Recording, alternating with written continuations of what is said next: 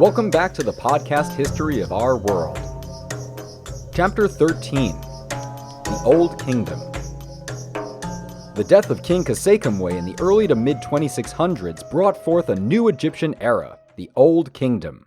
How can it be old if it's brand new? Never you mind that. This is a time where the enormous monuments to the Egyptian kings are built from the hands of countless slaves, where a king is only concerned with his role in the afterlife. If the people will not toil for their loving father, then perhaps they will tremble before the might of this child of the sun, Horus incarnate. Well, maybe if this was Stargate, before we start off, we need to readjust our idea of the pharaohs as sitting on a gold throne, watching his slave drivers whip starving peasants, dragging giant stone blocks through the desert, collapsing from exhaustion. By the end of this episode, you'll learn two things. One, that, yes, the pharaohs were definitely narcissistic megalomaniacs, but two, the real way the pyramids were built will change everything you were ever taught about Egyptian history. And no, it doesn't involve aliens. So anyway, the death of Khufu gives rise to his son, Netjerichet, also called by the infinitely easier to pronounce Djoser. As king, he captures copper and turquoise mines in the Sinai Peninsula, solidifies Egypt's territorial boundary at the first cataract of the Nile, and saves the land from a famine. Actually, that last one is iffy. Of course, these achievements pale in comparison to what he's most famous for today, as the first Egyptian king to build a pyramid. There were already funerary monuments for kings before Djoser. The traditional method involved constructing a mastaba, a rectangular tomb made of sun-dried mud bricks with a low flat roof and sloping corners, along with a burial chamber underneath it all. Mastaba is Arabic for a kind of stone bench, which these buildings look like, although to the Egyptians they were called houses of eternity. Fancy name, but really easy to loot once no one's looking. So from these simple mud brick tombs, other kings started having their mastabas carved into rock cliffs to deter grave robbers. However, the basic artistic design remained the same until the arrival of history's first recorded architect and all-around brilliant guy, Imhotep. Administrator of the great house, first one under the king, high priest of Heliopolis, royal seal bearer, greatest of the seers, and so on and so on. He was so admired that nearly 1,500 years after his death, he would ascend into the Egyptian pantheon, a rare feat for a non-pharaoh. As a god, he was favored by scribes who would pour libations to him before beginning writing tasks, as well as Egyptian university students cramming for finals. Djoser commands Imhotep to build his tomb, but to make it more magnificent than any before. Imhotep's plan was threefold. The tomb would be made of stone, an expensive and labor-intensive resource. There would be an elaborate underground tunnel network to deter looters, and most unique of all, the tomb wouldn't even be under the earth, but instead would rise from the ground, an unmistakable symbol of Djoser's power. This building becomes known as the Step Pyramid at Saqqara, a necropolis northwest of Memphis. Once the tunnels were dug, Imhotep laid the foundations for a mastaba, and then built a slightly smaller mastaba on top of it until 4 of descending size had been stacked. But still, it wasn't enough. Now the step pyramid had 6 layers, including a larger base and widening the other areas for symmetry. Finally, another 2 layers were completed, thus bringing its height to 203 feet, or 62 meters. The whole thing gets coated in white limestone, some smaller tombs and temples are built nearby, a white mud brick wall surrounds it all, and bam! The ancient world has its first tallest structure. The completion of this first pyramid, still more ziggurat than pyramid though, had the added consequence of changing how the common people of Egypt lived. As you can imagine, stone is vastly more difficult to work with than brick. Besides needing other resources like metal and lumber to hew and transport it, you also need lots of human labor. And to stay on schedule, Imhotep needed to draft laborers during what was essentially everyone's vacation. Akhet, the time when the Nile floods, meant that farmland was underwater. Since the fields were inoperable, farmers used this time for recreation, festivities, visiting temples, and seeing their relatives. I'm sure you could picture how thrilled they were to hear about this. It's bad enough to find out your vacation time wasn't approved, but then to be told you'll be working on a new, more difficult job? At least Djoser agreed that all labor on the pyramid would count as the tax for the year, so there's a consolation prize at least. And the pyramid is finished on schedule with no strikes or revolts. So all good. Djoser could relax, knowing his life in the world beyond was secure. Unfortunately for him and for so many other kings after, his mortal remains weren't so lucky. The tomb was sacked by grave robbers who did such a thorough job tearing up the place that his mummy was never found. He ruled from about 2650 BC to 2620 and was succeeded by his son Sekhemkhet. Imhotep stayed on as chancellor and was again called upon to construct another of these newfangled pyramids. In typical fashion, the son wanted to be bigger and better than his dad, and thus commissioned an even grander tomb. Although before he could say the word hubris, the whole thing caved in on itself, amounting to nothing more than a pile of rubble. This sort of thing happened again during the reign of Huni from 2600 to 2575, with the central portion of his step pyramid called Meidum. This actually might have happened 1,000 years after building it though, which is still some pretty solid engineering skills. After Huni comes King Snefru, first of the 4th dynasty, and the first king with a true pyramid. Snefru's initial foray into tomb building was something similar in style to the step pyramid, but halfway into construction, he appears to have changed his mind. Seriously, the pyramid's angles sharply bend inwards, hence its name, the Bent Pyramid. It's kinda strange looking, but really cool. It also appears Snefru's architects realize how much stronger and stable a true pyramidal form is, because after constructing the Bent Pyramid, they built a new one called the Red Pyramid. No tricks here, it's named that after the reddish sandstone it's built of. At 722 feet, 220 meters, it overtook Djoser's pyramid for tallest structure in the world, and is also the first true geometric pyramid. Now, not much else is known of Snefru aside from these, but he is responsible for a subtle shift in the Egyptian kingship. See, when a king took the throne, one of his first acts was to choose up to 5 different names for himself, the first being his Horus name. So called because the insignia in hieroglyphs is topped by a falcon, the symbol of Horus. For Snefru, he chose the name Neb-Ma'at, which means Lord of Truth, but can also be translated as Possessor of Law or Keeper of Justice. Hopefully people would get the message from that, but if not, he took on another title, Netjer Nefer, which means the Perfect God. Now I'll admit, I'm completely enamored with inflated titles of nobility and status. We heard a few already with the Sumerian Lugals and Ensis, but as an aside, the Ottoman sultans were called Lords of the Horizon. Attila the Hun was called the Scourge of God. And then there's my favorite, Ethelred the Unready. Titles aren't just for show, it's also a quick way to let everyone know what you're about. Even Ethelred.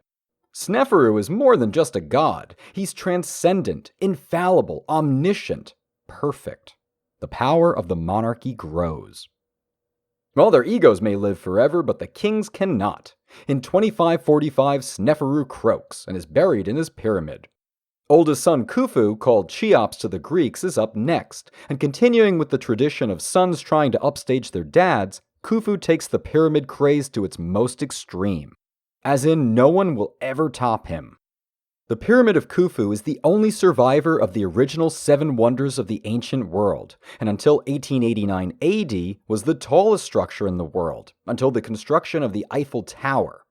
The Great Pyramid has inspired stories of monstrous cruelty, almost genocidal slavery, and bizarre theories about how it was built and even weirder ideas about its function. Was Khufu an evil dictator or simply performing his role as arbiter between heaven and earth? Were the ancient Hebrews enslaved to build the pyramids? Can pyramids really keep foods fresh and razors sharp? Let's find out. Khufu reigned from around 2545 to 2525, and as soon as he took power, work began on his final resting place. Might sound morbid to us, but it's perfectly normal to him. Leading the effort was his nephew Hemiunu, a man less known than Imhotep, but more than deserving of his own recognition. He was the mastermind of the Great Pyramid, overseeing every single aspect of its construction, from stone quarrying and transportation to the labor crews and their masons, and even the cottage industry that sprung up to support the work camps. Hemiunu had his hands full all the time, yet alongside a small army of administrators, bureaucrats, and middle managers, he was able to organize his resources in an almost flawless execution. Exactly how the pyramid was built remains a mystery, although research by Egyptologists like Dr. Mark Lehner and Dr. Zahi Hawass have confirmed that the pyramids were definitely built by human hands. No Martians here, but there are these tiny sealed tunnels with doors inside the pyramid that seemingly lead nowhere. And what's even more mysterious is the decision of the current Egyptian government not to explore further using robots. Suspicious. Now, just like anything in real estate, the most important thing to consider when building a pyramid is location. Khufu chose the Giza Plateau as his site because of its flat, sturdy ground, access to resources, and proximity to the Nile. But also mostly so that the pyramid could be visible for miles. Once the ground was cleared and prepared, the labor crews were sent in. From the texts, we learn of a highly organized and efficient system that deftly managed workers and rewarded skill. The basic unit of labor here was a team of 20 men, along with a team leader. 10 teams formed a division called a phyle, Greek for tribe. Phyles even had team names like endurance, vigor, and perfection. 5 phyles, each with its own leader and identity, made up a gang of 1,000. 2 gangs made up a crew, the largest worker unit, and crews had even more colorful names like the King's Drunkards and the Friends of Khufu. We know all this because workers like to graffiti tag their areas, essentially marking their turf. Teams vied with other teams, phyles with other phyles, gangs with other gangs, all to gain recognition and to earn favor from supervisors who would dole out rewards like extra rations, favor from the king, although sometimes it was just simply all about personal competition. Is this sounding like slavery to you? Early estimates assume that 100,000 people over 20 years built the pyramids, but new studies have shown that this is incredibly wrong. Dr. Lenner and Dr. Hawass proved that 12 people could easily pull a 1-ton stone block using lubricated wooden planks and a sturdy wooden sledge. There was also a recent study done by the University of Amsterdam that explained how dragging a sledge through desert means having all that sand pile in front, making the job that much harder. By sprinkling water on the sand, the grains are held together like glue, and the amount of force needed to drag that sledge is significantly reduced. That's a great idea. Not sure why this is groundbreaking news, though. A picture from a Middle Kingdom pharaoh shows Egyptian workers doing exactly this while dragging a statue. But I'm not an archaeologist, so what do I know? So at this rate, workers could place 1 stone block into position every 2 minutes over a 10-hour day and still finish the pyramid within 20 years, the accepted timeline of the project. A realistic estimate for the labor force is something like 4,000 to 6,000 masons, quarry workers, and stone haulers doing the primary work, but there were also 16 to 20,000 support staff as well. You got carpenters to build the wooden sledges, water carriers to lubricate the sand, smiths to forge and repair chisels and picks, sailors to bring the stone 500 miles from the south, and a small army of bakers, brewers, cooks, butchers, weavers, doctors, administrators, and more. All to ensure that the construction progressed uninterrupted and that the workers were treated well and cared for. Oh, but riddle me this. When does a slave need health care and a meal plan? When they're not a slave. There is overwhelming primary source evidence that the pyramids were not built by slaves. These were paid workers who received tax breaks, medical services, free food, and especially beer. In fact, villages sprung up right outside the construction sites to support them, complete with houses for families, communal mess halls, and sleeping quarters. Bread and drink were plentiful, as was meat, normally a luxury. Evidence exists to suggest up to 20 head of cattle were slaughtered each day to supply workers with meat, in addition to lots of various seafood. Meat was an expensive food source and not something you would waste on slaves, but that protein was necessary to keep the workers in good health for a hard day's work. And alright, if we are basically saying pyramid workers are state employees, well, where does the common story of the Hebrew slaves come from? The Old Testament never actually mentions the pyramids, but it does contain this passage. The Egyptians enslaved the children of Israel with backbreaking labor. And that might be perfectly true, but the kingdom of Israel doesn't even exist yet at this time, so everything points to no. There were no slaves, let alone Hebrew slaves, building the pyramids. In fact, the only mention of the pyramids being built by slaves comes from Herodotus, the tabloid historian I just can't stay mad at. So where does the myth of the Hebrew slave stem from? Hollywood, going back to the old sword and sandal epics. And this was even continued in 1977 by Menachem Begin, the sixth Prime Minister of Israel, who, while visiting the National Museum in Cairo, famously quipped, "We built the pyramids." That didn't really go down well, kinda stomping on a cultural nerve here. But look, I know it's tough to let go of traditional stories and lore and embrace the truth, but we've got to accept it, folks. The bottom line is that the pyramids were built by aliens. Egyptians. Definitely, absolutely, maybe aliens. Well, since the cat's out of the bag, there is a piece of pseudo-history to mention here. I'm talking about the legend surrounding the Golden Capstone. When a pyramid was officially opened, the ceremony would conclude by placing the final triangular block, or capstone, atop the pyramid. With Khufu, who had to do everything bigger and better than anybody before him, this one was supposedly made of solid gold. So speak the myths, at least. You won't find this anywhere in the ancient records. The only way to prove something's up is to note the conspicuous absence of one atop the Great Pyramid. Modern Egypt had actually planned to put a golden capstone on top of the pyramid during the 2000 New Year's celebration, along with a sweet laser light show. That is, until plans were mysteriously called off. No exact reason why has ever been given, although my sources tell me that the government couldn't decide what was better to play during the laser light show, Rush or Led Zeppelin. If they couldn't realize which was the obvious choice, maybe it's better they called the whole thing off. Moving on. Pyramid workers were required to sign on for 3 to 4 month shifts before returning to their village farms after the flood season ended. Others enlisted on their own. Yeah, there were people who actually willingly applied for this. Hey, it's a job with a steady paycheck, benefits, and long-term prospects. I mean, as long as you don't lose a body part or die, because let's not sugarcoat this. The average temperature in the summer for Giza is 90 degrees Fahrenheit, 32 Celsius. Average. Now imagine the constant clink-clink of chisels picking away at stone, the grunts of laborers, the sweat in your eyes, the insects buzzing around, the stink of thousands of unwashed people. Not to mention that if you were new to the job, you'd start in the quarry mines, slowly slicing through stone, limestone dust in the air, and therefore in your lungs. If you did good work, you could get promoted to hauler, where injury was even more prevalent. Skeletons have been found near the pyramids showing signs of broken bones, arthritis, significant back problems, and sometimes amputations, possibly from crushed limbs. There isn't an exact number of worker deaths, but you've got to imagine it was probably pretty high. And yet here we are again. The pyramid was built without any mention of riots and revolts. After some 2.3 million blocks of stone later, which could cover an area of 13 acres, the first of the great world wonders was finished. An awe-inspiring testament to what mankind can achieve.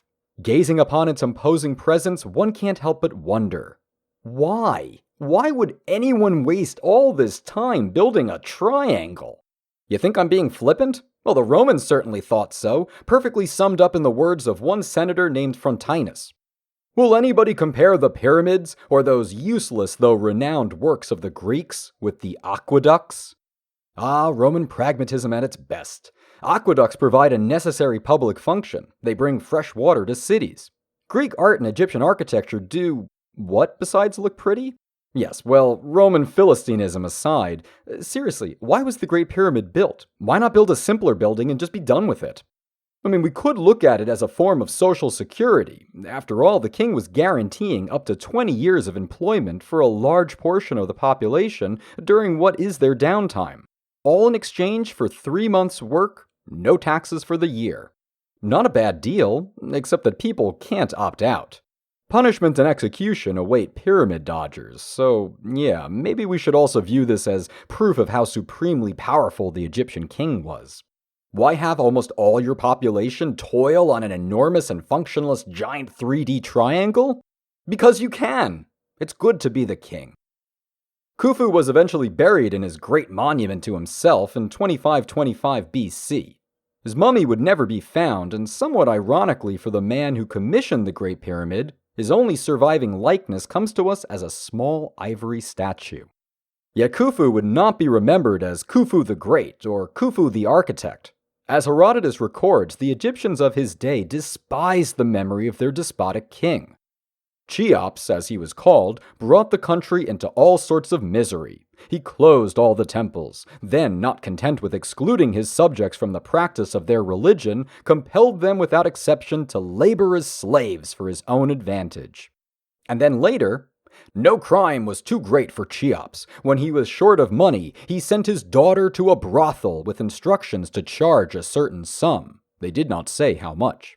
This she actually did, adding to it a further transaction of her own, for with the intention of leaving something to be remembered by after her death, she asked each of her customers to give her a block of stone, and of these stones was built the middle pyramid of the three which stand in front of the Great Pyramid. That's the Queen's Pyramid he's referring to, part of the three smaller pyramids in front of the Great Pyramid. And actually, the middle one might not even be for his daughter, but regardless, consider that there are about 20,000 stones used in its construction. Consider that Herodotus really should have put some more thought into how this is going to work out for her. Still, he writes further that the Egyptians hated the memory of Khufu so much that they called the pyramids Philitis, after a shepherd who used to bring his flock to graze nearby. Khufu's work inspired other kings to build their own big pyramids, some even right next to his. There's his sons, Jetafre and Khafre. Khafre, by the way, is said to be the face on the Sphinx, as well as kings Menkaure, Shepsekaf, Userkaf, Teti, and Pepi II. Aside from Khafres and Menkaures, most of these pyramids are in various states of total ruin, because as time progresses, there is a noticeable decline in the quality of the architecture. As to why this happened is pretty symbolic of the Old Kingdom as an era of Egyptian history. It started strong, conquering Nubia, Sinai, and the Levant, which kept the treasuries overflowed with precious resources, copper, gold, incense, and ebony. This wealth came at a price, however, for as the kings built larger armies to grab more loot, fewer Egyptians became available to fight, and so they turned to Nubian mercenaries, the Magi. Some of these warriors would end up returning back home with their pay, experience in battle, and first-hand knowledge of Egyptian military tactics, strengths, and weaknesses. Capitalizing on this, Nubian chieftains began to push against the border with Upper Egypt, and by the time the boy king Pepi II took the throne in 2260 BC, Nubia had cast off their Egyptian subjugators.